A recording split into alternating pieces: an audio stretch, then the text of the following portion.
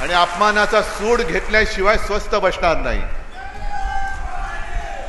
कारण शिवसेना जे काही करते ते समोरून करते, मागून वार करणारी आमची औलाद नाहीये.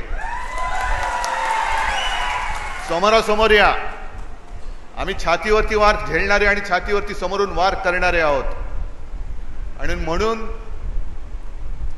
मी आज मुद्दामून आलो की एक मोठी जाहीर सभा घ्यावी असं माझ्या मनात देखील होतं. पण संध्याकाळची सभा ही एवढं आता वेळापत्रक घट्ट झाले की काही जमत नाहीये.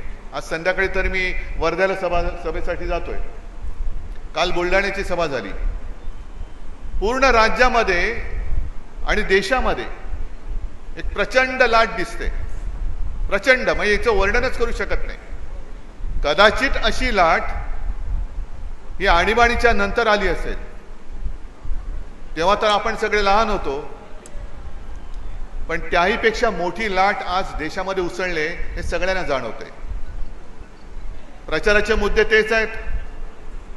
पण विशेष म्हणजे आपले माननीय प्रधानमंत्री तत्कालीन, मी का म्हणतो कारण त्यांची 10 वर्ष पूर्ण झालेत.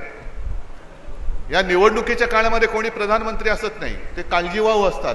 ते त्यांच्या पक्षाची काळजी वाहत आहेत म्हणून ते काळजीवाहू आहेत.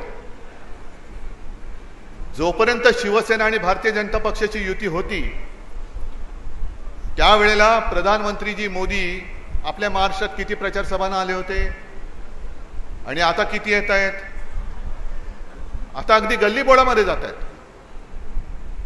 आणि दरवेळेला काहीतरी एक जातीय समीकरणाचं पिल्लू सोडून देत आहेत.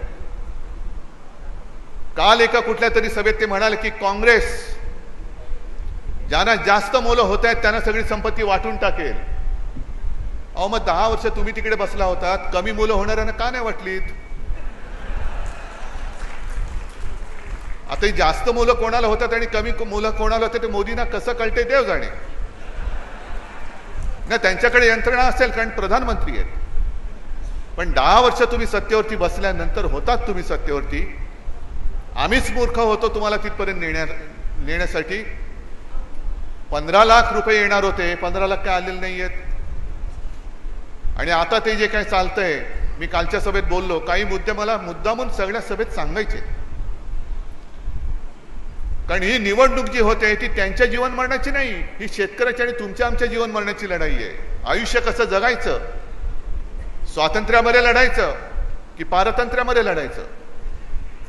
आणि ही अमरावतीची जी भूमी आहे, तुकडोजी महाराज, यशोमतीताई, गेल्या वेळेला मी स्मारकावरती आलो होतो, गाडगे महाराज, गाडगे बाबांनी एक धर्म शिकवलेला आहे. आणि तुकडोजी महाराज नुसती काही भजन कीर्तन करत नव्हते बसले.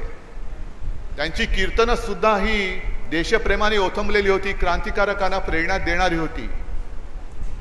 आणि मी जर का नीट विसरलो नसेल तर त्यांच्याच त्या 2 ओळी आहेत. पत्थर सारे बॉम्ब बनेंगे, भक्त बनेगी सेना, झाडू झडले शस्त्र बनेगी, नाव लगेगी किनारे. यासाठी भारत मातेसाठीच त्यांनी त्यांची जी काय अमोघ वाणी होती त्या वाणीतून देशप्रेम जागृत केलं होतं.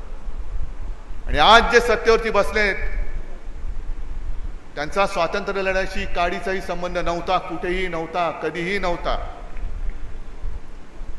पण आज मला त्यांना विचारायचंय की इथे जरा आम्ही कुठे काही म्हटलं की महिलेचा अपमान, स्त्रीचा अपमान, मग प्रधानमंत्री कराची तिकडे येतील. ते आले का त्यांना जाऊन विचारा की अहो प्रधानमंत्रीजी, तुमच्या सभेत तुमचे तिथले पलीकडचे जे मुनगट्टीवार जे आमच्या तुम्ही मानगुट्टीवरती बसवलेत त्यांनी जो बहीण भावाच्या नात्याचा उल्लेख केला त्याच्यामध्ये कोणाचा अपमान झाला? बहीण भावाचं नातं हे पवित्र मानतो आम्ही. त्या नात्याचा तुमचा एक विभत्स, विकृत, बुद्धी नासलेला माणूस आणि दुर्दैवाने तो सांस्कृतिक मंत्री, एवढा असंस्कृत मंत्री, असंस्कृत माणूस राज्याचा सांस्कृतिक मंत्री असू शकतो? काय संस्कार त्याच्यावरती तुम्ही केलेत आणि तो आमच्याकडे करतोय?